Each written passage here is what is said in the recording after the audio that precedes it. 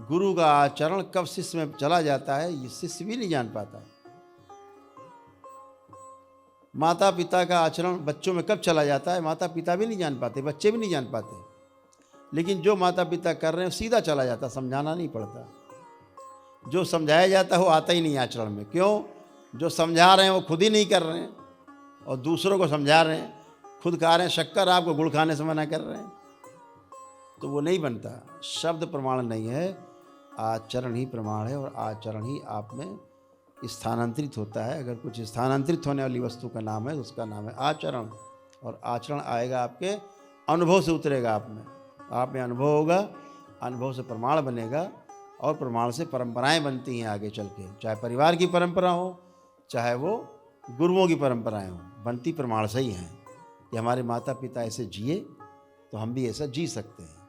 ऐसा हमारे माता पिता बिना मांस मदिरा के जिए तो हम भी बिना मांस मदिरा खाए पिए जी सकते हैं। ये अनुभव से आया है। तो तमाम चीज़ें आपके अनुभव में आती हैं तो आप में आचरण में अपने आप आ जाती, किसी को कहना नहीं पड़ता कि आपको अनुभव करना है। जैसे आपके अनुभव में आ गया कि हमें गलत सलत पूजा पाठ नहीं करनी, आ गया नहीं आ गया? सबके अनुभव में आ गया। तो अनुभव में आ गया तो आपके आचरण में आ गया है। अब इसके लिए कोई प्रवचन कितना करे, आपको भैया ठीक है तुम पूजा कर लो, हमें माफ़ कर दो, है ना? तो ये आपके आचरण में आ गया क्योंकि आपने अनुभव किया है। अनुभव किया तो आचरण में तो परंपरा बन गई है। बच्चे भी वही करेंगे जो आप कर रहे हैं, वो भी नहीं करेंगे गलत सलत पूजा पाठ।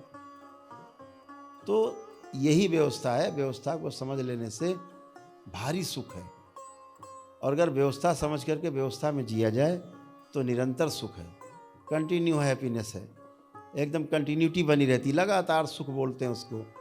उस सुख को बोलते हैं संतोष प्रद सुख, निरंतर सुख। फिर वही आनंद में बदल जाता है, फिर वही परम आनंद है। वो क्रम है उसका। तो समझ करके ही सुख है, बिना समझे केवल दुख है। दुख के अलावा संसार में कुछ है ही नहीं अगर आपने समझा नहीं। इसलिए समझदारी के क्रम में जो आप आगे बढ़ रहे हो ये बहुत अद्भुत है। ये आप बहुत परम सौभाग्यशाली हैं कि आपको बाबा और माँ का साथ मिला है, उनका संरक्षण मिला है। ये संरक्षण सबको नहीं मिलता। आपके कुछ अच्छे कर्म, आपने कुछ अच्छी भागीदारी की है पिछले जन्मों में, इस जन्म में, उस भागीदारी से जो भाग्य निर्मित हुआ है, उस भाग्य के फलस्वरूप आपको माँ और पिता के रूप में परम पूजनीय बाबा जी और गुरु माता मिले जो इस जन्म में साथ हैं, यानी अभी भी और हमेशा भी। तो जीवन के साथ भी और जीवन के बाद भी ऐसा बाबा माँ का साथ है। तो ये जो आपके साथ अद्भुत कार्य हुआ है वो बहुत परम सौभाग्यशाली लोग हैं जो आप जैसा पा पाते हैं।